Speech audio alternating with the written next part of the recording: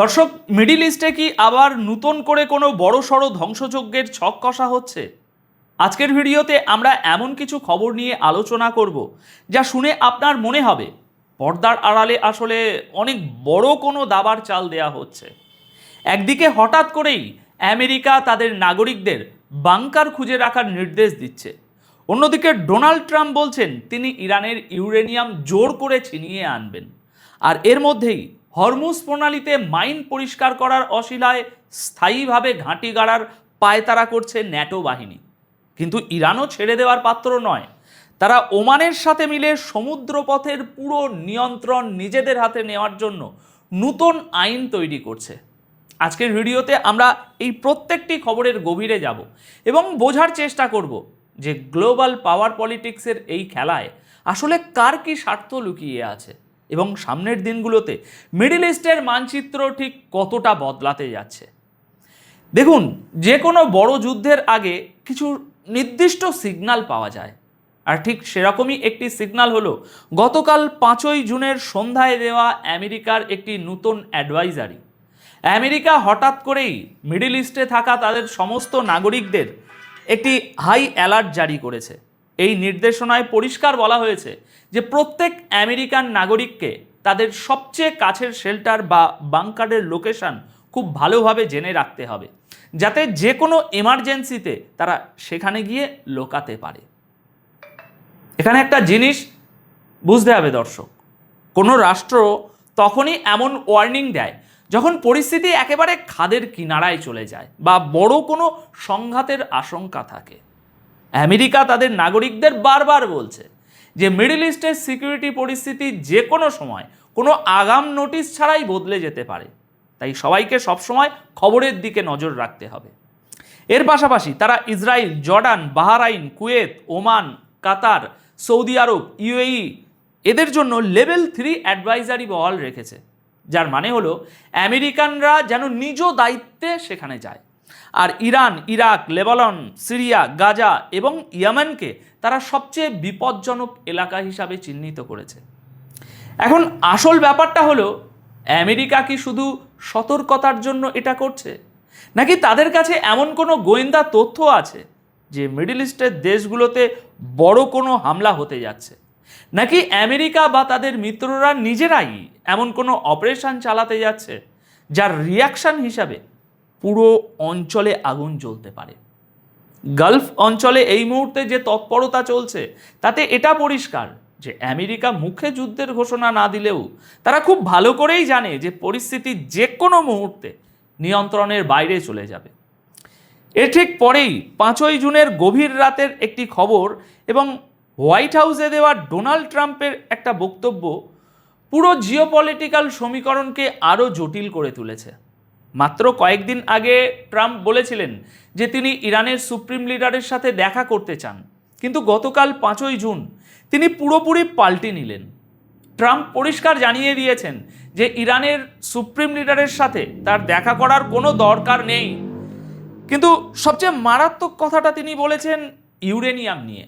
Trump প্রকাশ্যে হুমকি দিয়েছেন যে ইরানের এনরিচ ইউরেনিয়াম দখল করে নিতে বা ছিনিয়ে আনতে আমেরিকার কোনো ডিলের প্রয়োজন নেই।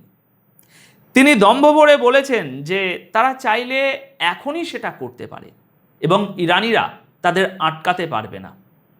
এখানে একটু প্র্যাকটিক্যালি চিন্তা করুন, ইউরেনিয়াম তো আর কোনো মুদি দোকানের মাল নয় রে ভাই যে গিয়ে নিয়ে আসা যাবে। এর জন্য হয়তো আমেরিকার ফোর্সকে ইরানের মাটিতে নামতে হতে হবে, অথবা ইরানের ভিতরে থাকা তাদের এবং ইসরায়েলের যে স্পাই নেটওয়ার্ক আছে তাদের ব্যবহার করতে হবে।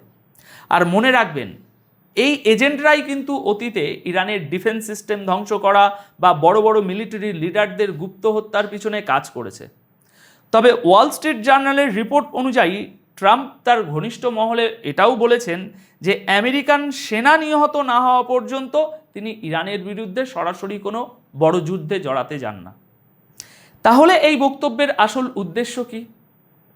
এটা হলো ডিপ্লোম্যাটিক ব্ল্যাকমেল। ট্রাম্প আসলে একই সাথে চরম সামরিক চাপ এবং ডিপ্লোম্যাসির খেলা খেলছেন, যাতে ইরান ভয় পেয়ে আমেরিকার শর্ত মেনে নিয়ে ডিল করতে রাজি হয়ে যায়। কিন্তু ইরান যে এত সহজে ভয় পাওয়ার দেশ নয় সেটা ট্রাম্প নিজেও খুব ভালো করে জানেন। এদিকে এই উত্তেজনার মধ্যেই 5ই জুনের আরেকটি বড় খবর আমাদের সামনে এসেছে। খবর হলো ব্রিটেন এবং ফ্রান্স একটি মাল্টিন্যাশনাল মিশন ফাইনাল করে ফেলেছে, যার উদ্দেশ্য হলো বিশ্বের সবচেয়ে গুরুত্বপূর্ণ সমুদ্রপথ স্ট্রেট অফ হরমুজ থেকে সামুদ্রিক মাইন পরিষ্কার করা। বলা হচ্ছে যে খুব শীঘ্রই এই ক্লিয়ারিং অপারেশন শুরু হবে। এই মাইনগুলো ইরানের আইআরজিসি বসিয়েছিল, যার কারণে সেখানে সমস্ত রকম জাহাজের যাতায়াত এবং তেলের সাপ্লাই প্রায় বন্ধ হয়ে আছে। এখন দর্শক, আসল প্রশ্ন হলো মাইন পরিষ্কার করার অশিলায় ন্যাটো এবং পশ্চিমা নৌবাহিনী কি হরমুজ প্রণালীতে তাদের স্থায়ী আধিপত্য কায়েম করার ছক কষছে? কারণ একবার তারা সেখানে ভারী সামরিক উপস্থিতি বানিয়ে ফেললে সেটা ইরানের গলার কাটা হয়ে দাঁড়াবে। ইরান কি এত সহজে পশ্চিমাদের এই চালাকি মেনে নেবে? পশ্চিমা দেশগুলো খুব ভালো করেই জানে যে এই হরমুজ প্রণালী পুরো বিশ্ব অর্থনীতির একটা বিশাল চোখ পয়েন্ট। তাই এই পথটি নিজেদের নিয়ন্ত্রণে রাখা তাদের জিওপলিটিক্যাল স্ট্র্যাটেজির সবচেয়ে বড় অংশ। আর ঠিক এই জায়গাতেই ইরান তাদের মাস্টার স্ট্রোকটি খেলেছে। ইরান খুব পরিষ্কার ভাষায় জানিয়ে দিয়েছে যে হরমুজ প্রণালী তারা চিরকাল বন্ধ রাখতে চায় না ঠিকই, তবে এই সমুদ্রপথ আর কোনোভাবেই পুরনো নিয়মে চলবে না। রাশিয়ার সংবাদপত্রকে দেওয়া এক সাক্ষাৎকারে রাশিয়ায় নিযুক্ত ইরানের রাষ্ট্রদূত কাজিম জালালি জানিয়েছেন যে ইরান এবং ওমান মিলে স্টেট অফ হরমুজের জন্য একটি সম্পূর্ণ নতুন ফ্রেমওয়ার্ক বা নতুন নিয়ম কানুন তৈরি করছে।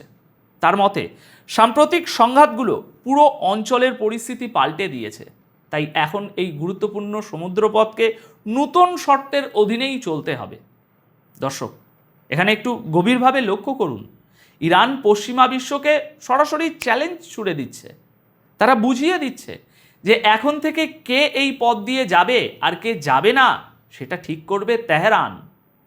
একদিকে যখন ব্রিটেন, ফ্রান্স আর আমেরিকার মতো দেশগুলো মাইন সরানোর নাম করে সেখানে সামরিক উপস্থিতি বাড়াচ্ছে এবং যে কোনো মূল্যে পথটি খুলতে চাইছে, তখন ইরান বলছে যে পথ খুলবে কিন্তু আমাদের শর্তে।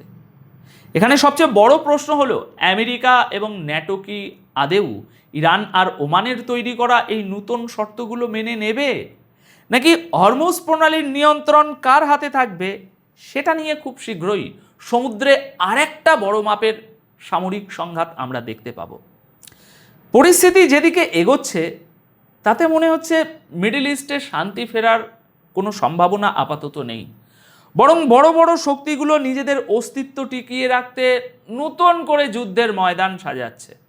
এখন দর্শক, আপনারা কি মনে করেন হরমুজ প্রণালীর এই নতুন নিয়ম কি পশ্চিমা দেশগুলো মেনে নেবে, নাকি ট্রাম্পের ইউরেনিয়াম ছিনিয়ে আনার হুমকির জেরে সত্যি আমেরিকা আর ইরানের মধ্যে সরাসরি যুদ্ধ বেঁধে যাবে?